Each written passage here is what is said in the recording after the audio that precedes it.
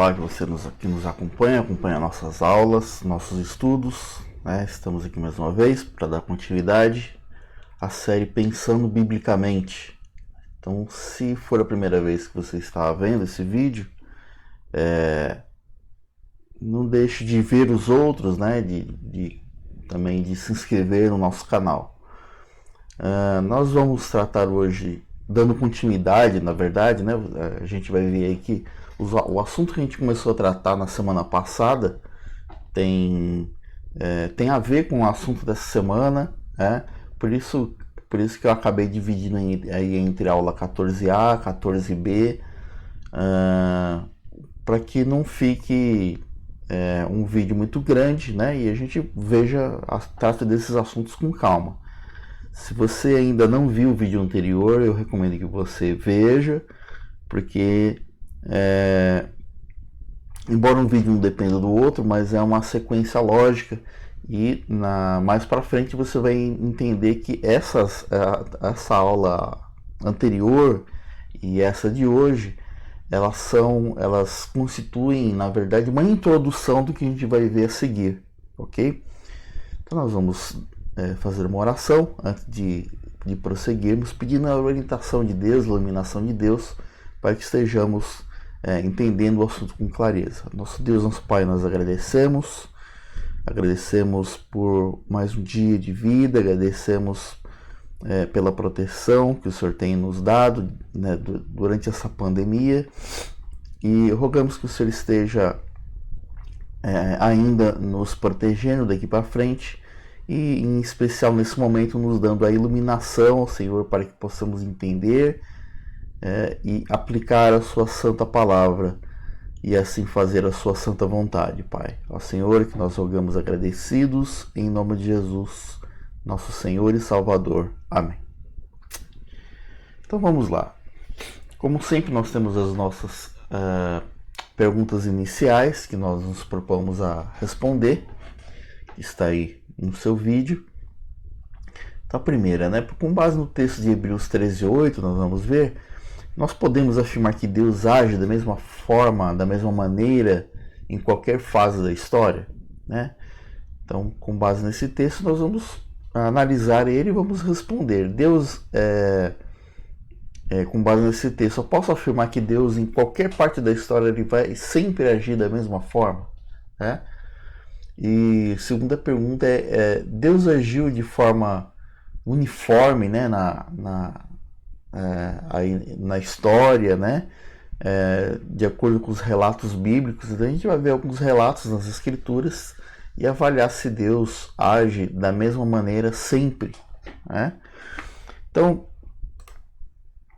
como sempre, aí mencionar aí o livro Polêmicas da Igreja, do Augusto Nicodemos, né, no qual as nossas aulas se baseiam, e que a gente recomenda, né, que você adquira ele e leia com calma, né? Livro muito bom. Então, antes da gente começar, vamos recapitular o que a gente viu na aula passada, no domingo passado.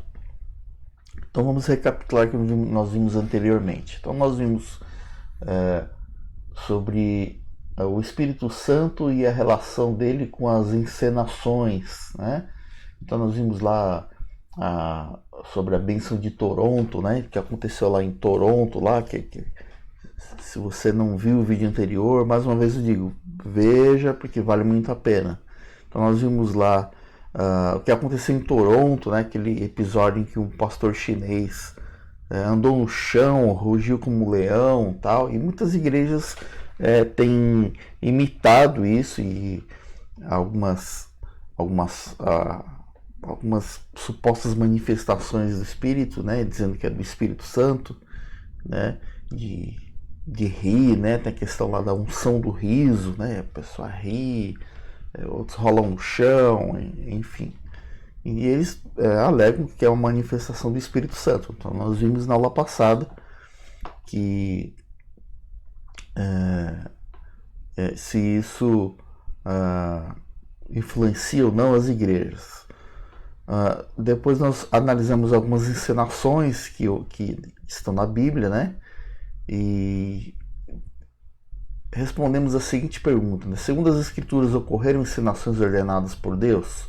Se sim, isso nos autoriza a imitá-los? Nós vimos que sim, houveram encenações ordenadas por Deus, os profetas, né? Mas só que isso ficou no passado, porque isso tinha um propósito para cumprir, né? Então isso não nos autoriza a imitar aquelas encenações ordenadas por Deus, ok? E aí, dando sequência, né, essa linha de pensamento,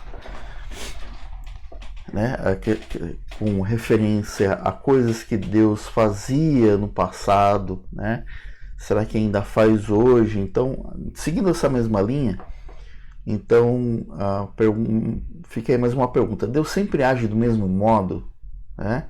E nós entendemos, né? Acho que é tranquilo para todo mundo que Deus ele é imutável, né? Deus ele é o mesmo ontem, hoje e para sempre. Deus não muda, né? Deus não é como nós que muda de ideia, né? Que muda de comportamento, né? Que ontem era torcedor do Corinthians, hoje é do Palmeiras, que ontem era petista e hoje não é mais, né? Hoje é de direita e o inverso também, que ontem gostava de amarelo, hoje gosta de vermelho. Deus não é assim, né? Ele é imutável, ele não muda, né? Então eu acho que isso é tranquilo para todo mundo, né? Se a gente perguntar para Deus muda, né? Deus muda. Existem algumas linhas teológicas, uns malucos aí que até diz que Deus muda, né? Mas a maioria esmagadora vai concordar que Deus é imutável, ele não muda, ele não é graças a ele mesmo, né? Ainda bem que ele não muda, né? Imagina se Deus mudasse de ideias, né? Se ele dissesse uma coisa no passado e mudasse de ideia, a gente nunca ia conseguir agradar o nosso Deus, porque ele ia mudar de ideia, ia mudar de gosto, né? Mas Deus, ele é o mesmo ontem, hoje e para sempre, né? E com base nisso, nessa afirmação, né, de que Deus ele é imutável, que ele não muda, então tem muita gente que afirma que Deus age hoje, né, exatamente como agiu na antiguidade, né, no período, em especial no período bíblico, né? Então, da mesma forma que Deus agia no período bíblico, ele age hoje. E com base nisso, as pessoas afirmam que tudo que aconteceu lá no Antigo Testamento, no Novo Testamento, deve acontecer hoje, porque Deus é o mesmo, afinal Deus é o mesmo, né?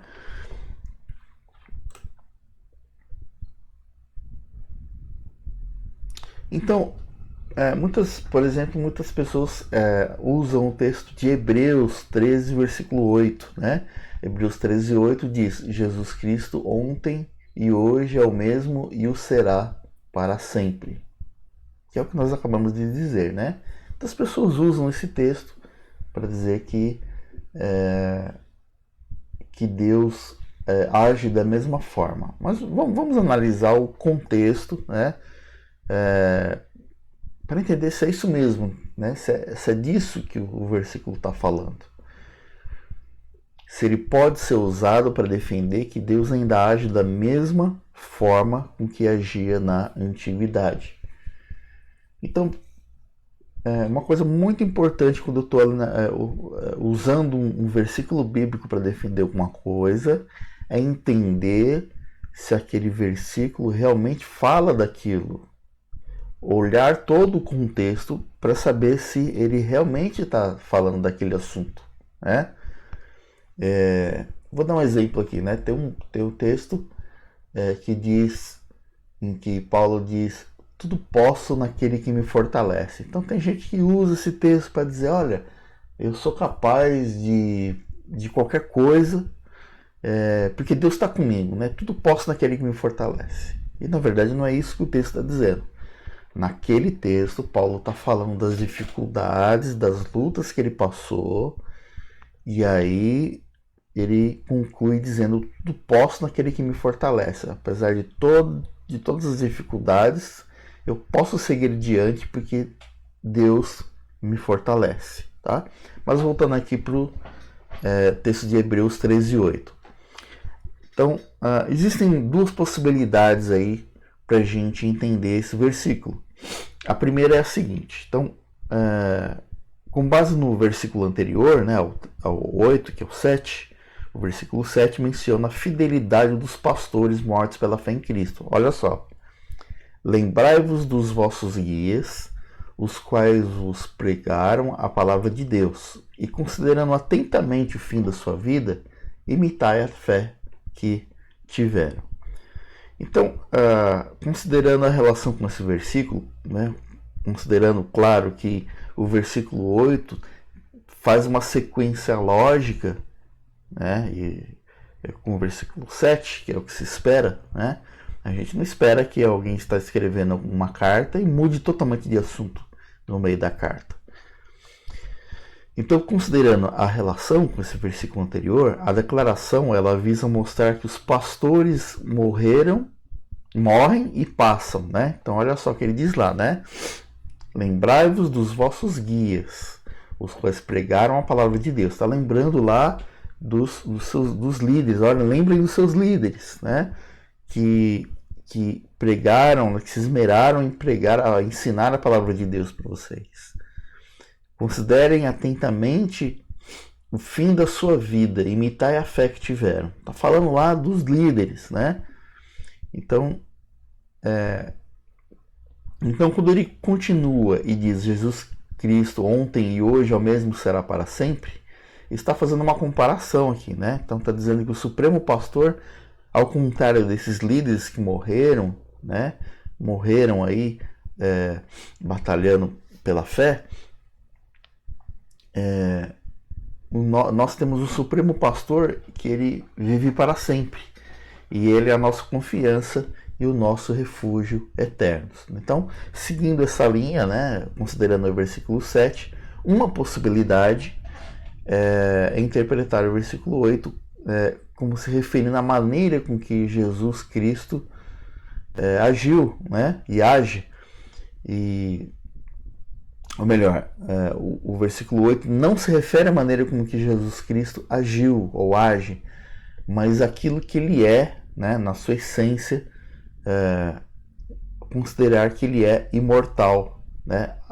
Ao contrário dos líderes que morreram defendendo a verdade, nós temos um Supremo Pastor que ele é imortal. A segunda possibilidade, que é a minha preferida, e vocês vão ver por quê, faz todo sentido. A segunda possibilidade é que esse trecho, então primeiro nós consideramos o texto anterior do versículo 7, agora nós vamos olhar para o próximo, que é o 9. Então, esse trecho pode ser uma introdução para o que vai ser dito no versículo 9. Porque no versículo 9 ele diz o seguinte: não vos deixeis envolver por doutrinas várias e estranhas. Não vos deixei envolver por doutrinas várias e estranhas.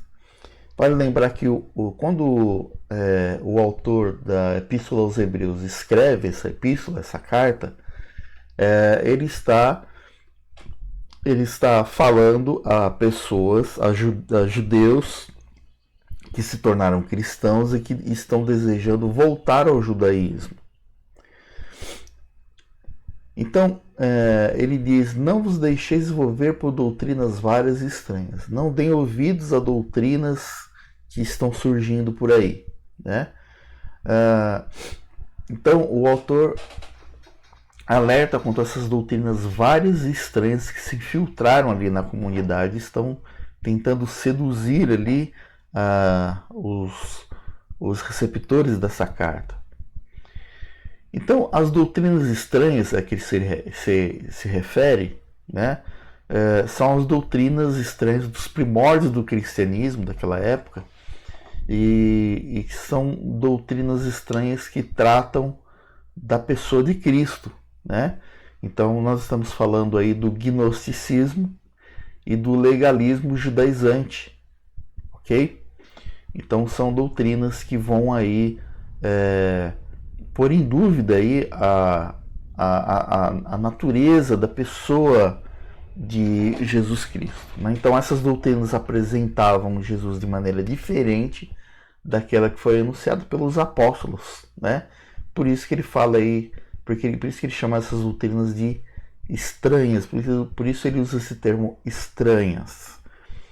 Então, e aí faz sentido porque também faz ligação com o versículo 7. Que o 7 ele está falando de pessoas que sacrificaram suas vidas para ensinar o verdadeiro evangelho, para ensinar a verdade. E aí no versículo 8 ele diz que Jesus é ontem, hoje, é o mesmo ontem, hoje e será para sempre. E no 9 ele fala, tomem cuidado com doutrinas várias e estranhas. Por quê? Porque elas ensinavam outras coisas a respeito de Jesus. E Jesus ainda não tinha mudado. Lembre, Jesus não mudou. Então, toma cuidado, porque o que se ensina não pode ser diferente do que vocês aprenderam com os seus líderes, né? Com os apóstolos, ok? Então por isso que eu falo que essa segunda possibilidade faz ainda mais sentido.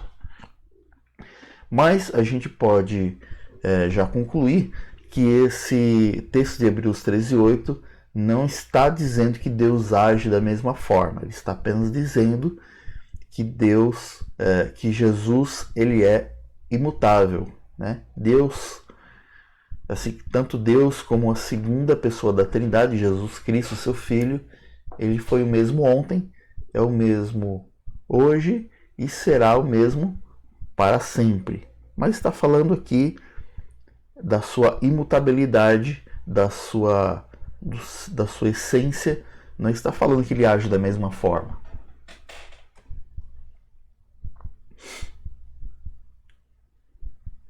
Uma outra coisa que a gente deve considerar é que o nosso Deus é um Deus criador. Foi ele que, né? Eu acho que se a gente perguntar hoje para as pessoas quem fez o mundo,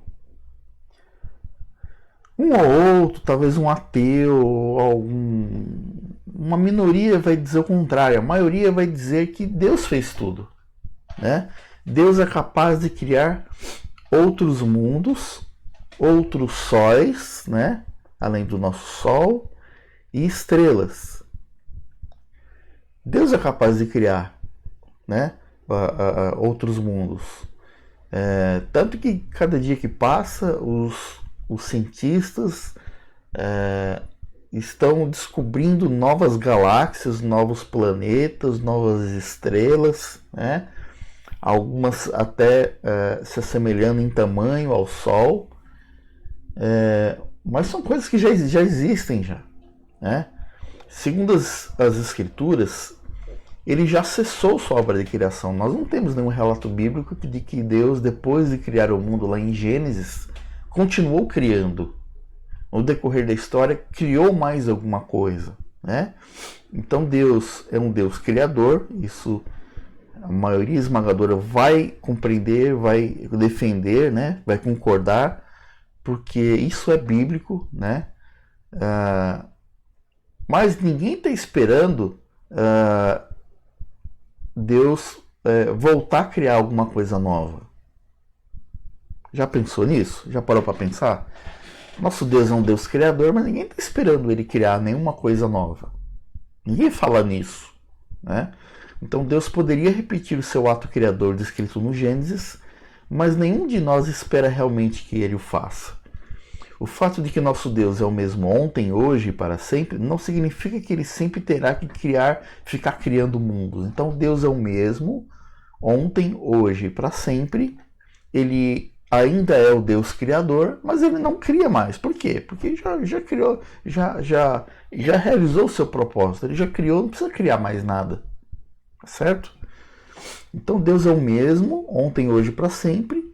Inclusive ele é o Deus criador, Ele continua sendo o Deus criador, mas ele não está criando mais nada, porque não tem mais propósito para isso. Ok? Então guarde isso.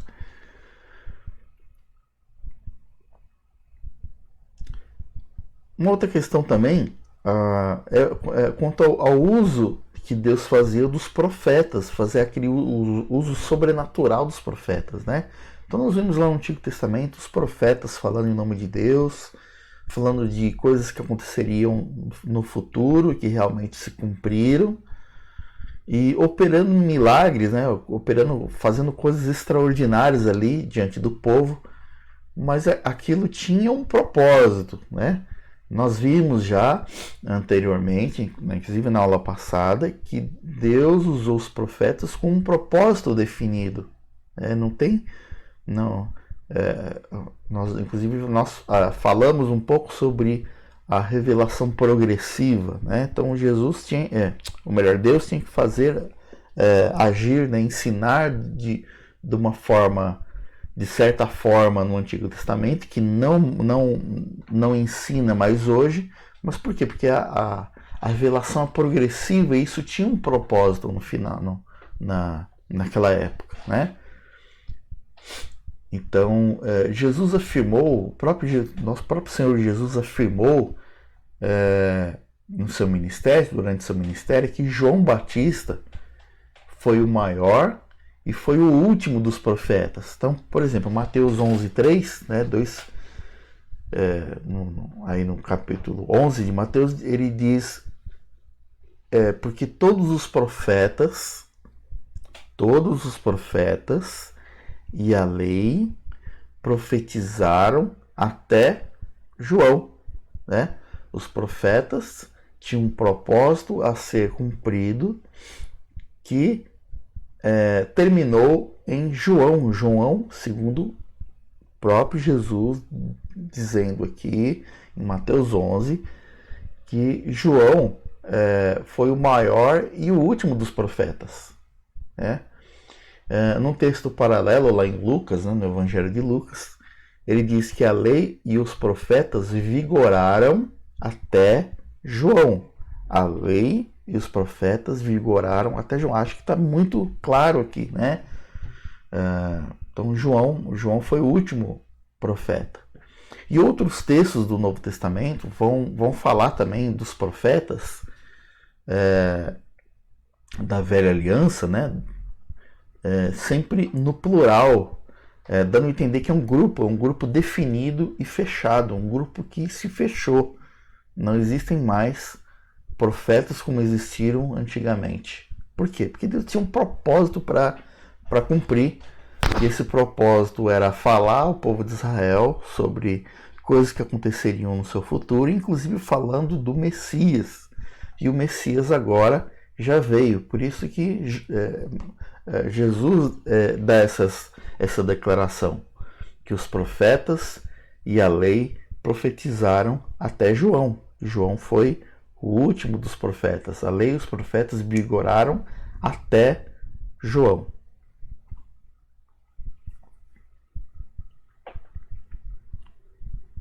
Deus também usou os apóstolos, né? Agora falando do Novo Testamento, Deus usou os apóstolos de maneira sobrenatural.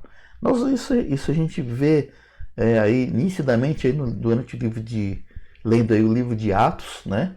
Atos dos Apóstolos, a maneira com que Deus usa os apóstolos também de maneira sobrenatural. Mas semelhantemente já não temos homens com a autoridade que eles tinham, dos apóstolos tinham. Os legítimos sucessores dos profetas, né, foram os apóstolos. Então nós não temos mais os apóstolos para escrever textos inspirados infalíveis. Nós já temos a Bíblia. Então isso já foi cumprido, né, o propósito que Deus tinha para os apóstolos de ser o fundamento da sua igreja, e Deus já fechou o que nós chamamos de cânon bíblico, né? Já fechou, Deus já se manifestou através de sua palavra, usando os apóstolos, né? Também já ficou no passado o propósito que Deus tinha de realizar curas extraordinárias através dos apóstolos, né? O ofício apostólico, que era restrito aos 12 e a Paulo, cessou quando eles morreram, né? A igreja não nomeou nem elegeu novos apóstolos para substituir os que desceram a Paulo. Se você tiver ainda dúvidas sobre isso, nós temos uma aula anterior que fala sobre o papado e o apostolado. Okay? Aí você pode ir lá conferir alguns textos bíblicos mostrando lá a questão dos apóstolos, que eles não existem mais hoje, apesar de nós termos líderes hoje em dia que se intitulam apóstolos. Continuando aqui, então o argumento de que Deus hoje age exatamente da mesma forma como agiu no período bíblico, em primeiro lugar, ela carece de fundamentação exegética. Nós vimos aqui exegeticamente, ou seja, analisando o texto e o contexto, nós vimos que, por exemplo, Hebreus 13:8 não nos dá essa garantia de que Deus ainda age da mesma forma hoje. Ele é o mesmo ontem, hoje, para sempre, mas ele não age mais da mesma maneira. Muito do que ele fez no passado tinha um propósito definido que hoje não faz mais sentido. Então, esse argumento de que Deus age na mesma forma, então, em primeiro lugar, ele carece de fundamentação exegética. Em segundo lugar, ele ignora as escrituras no que elas afirmam quanto à existência de um plano divino que se cumpre progressivamente na história. Deus tem um plano e ele está cumprindo esse plano. Ele ainda não terminou de cumprir, né?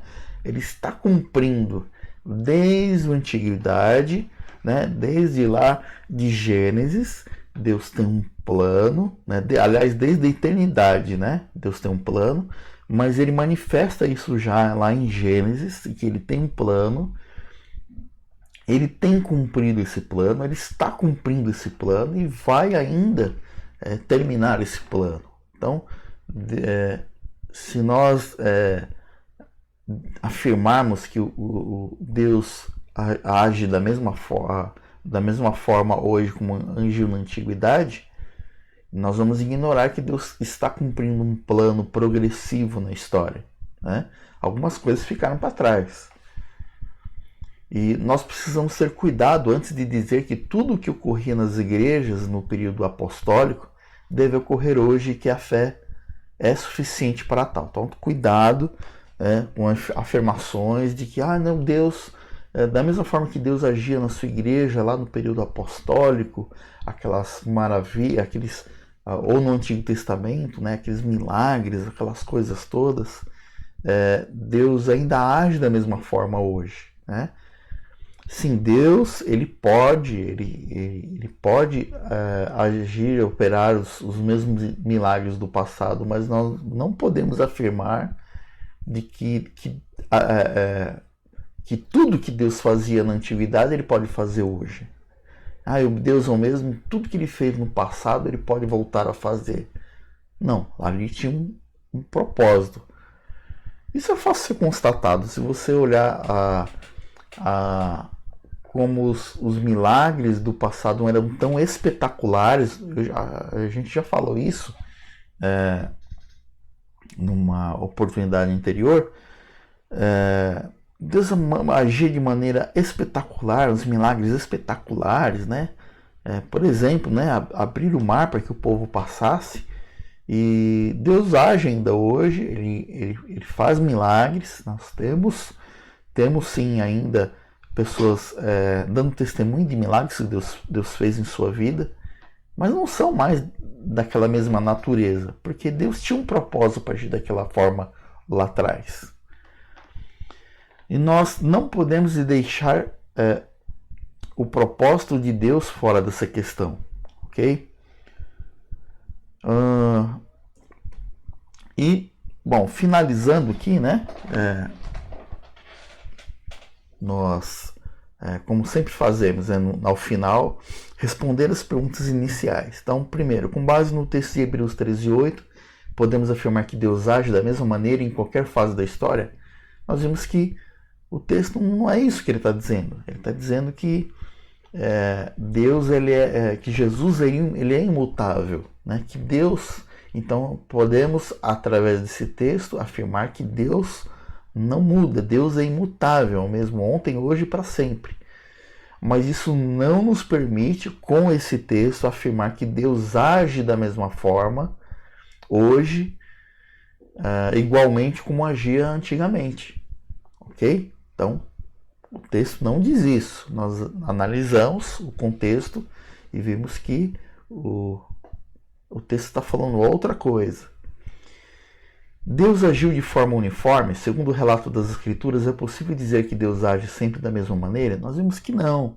Então, nós vimos aí, como exemplo, o Deus Criador que não cria mais, o Deus que usava de maneira sobrenatural os profetas, não usa mais, até mesmo porque João Batista foi o último dos profetas, segundo o próprio Jesus. E os apóstolos também não agem, não há mais hoje o grupo dos apóstolos, não há mais aquele grupo que agia sobrenaturalmente, né, usado por Deus, como agia antigamente, porque tinha lá o seu propósito. Ok? Bom, por hoje é isso. Eu espero que esse estudo tenha agregado a sua vida. Volto a dizer, a aula 14A, esta aula 14B, elas formam uma introdução para o que nós vamos ver a seguir. Percebam que nós estamos aqui de maneira bem tranquila, falando da forma de Deus agir ontem e hoje. E daqui para frente nós vamos falar da ação do Espírito Santo nas igrejas, né? Será que, com base no que nós vimos até aqui, nós podemos afirmar de que, com certeza, de que a mesma forma com que Deus, o seu Filho e o Espírito Santo, que é a Trindade, da mesma forma que ela agia na antiguidade, ela age hoje? Olha aí, entendeu agora por que a gente viu tudo isso até agora? Então nós vamos ver a partir da próxima aula sobre o dia de Pentecostes e o continuismo e o cessacionalismo.